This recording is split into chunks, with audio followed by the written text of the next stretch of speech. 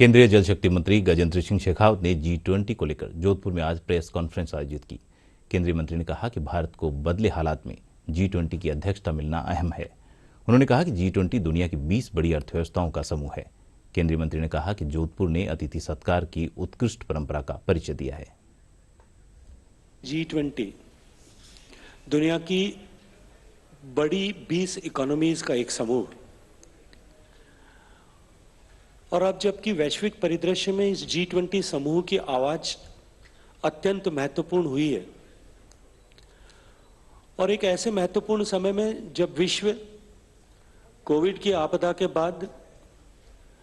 एक बदले हुए परिदृश्य में एक नए युग में प्रवेश कर रहा है, उस समय में हम सब सौभाग्यशाली हैं कि भारत को उसकी अध्यक्षता करने का अवसर मिला है। कुल जो प्रतिभागी 20 देश, 9 गेस्ट कंट्रीज और 14 ऑर्गेनाइजेशंस, 43 जो संस्थानों से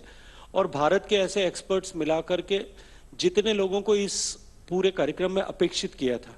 मेरे लिए यह प्रसन्नता का विषय है कि 100% उपस्थिति इस कार्यक्रम में सभी सहभागी संस्थानों और देशों की हुई है। आज से जो मीटिंग प्रारंभ हुई है, इस पर 3 प्रमुख विषयों पर चर्चाएं होंगी। एक, एड्रेसिंग ग्लोबल स्किल गैप्स। हम सब जानते हैं कि जिस तरह से पूरी दुनिया में टेक्नोलॉजी बढ़ी है, जिस तरह से मैकेनाइजेशन बढ़ा है, मैकेनाइजेशन के बाद में अब सब चीजें जो है ऑटोमाइजेशन की तरफ जा रही है। रोबोटिक्स का इंटरवेंशन सारी इंडस्ट्रीज और उद्योगों में हो रहा है। उसके कारण से पूरी दुनिया में जो है एम्प्लॉयमेंट के सिनेरियो में कहीं कमी आ रही है, एम्प्लॉयमेंट के परिदृश्य बदल रहे हैं। ऐसे में स्किल्स के जो गैप हैं, नई जिस तरह की आवश्यकताएं हैं, उनको हम किस तरह से जो है भर सकें, उस दृष्टिकोण से पूरे विश्व भर में किस तरह से चिंतन हो रहा है, किस दिशा में काम हो रहा है और किस तरह से हमको उस पर काम करने की आवश्यकता है, इस पर विस्तार से विचार विमर्श होगा। माननीय नरेंद्र मोदी जी के नेतृत्व में Bharat international skill gap portal ऐसा बनाने पर काम कर रहा है,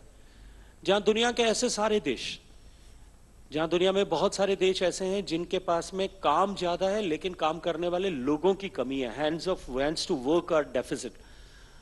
सो ऐसी परिस्थिति में दुनिया में जिन देशों के पास में डिविडेंड है, वो अपने लोगों को स्किल करके,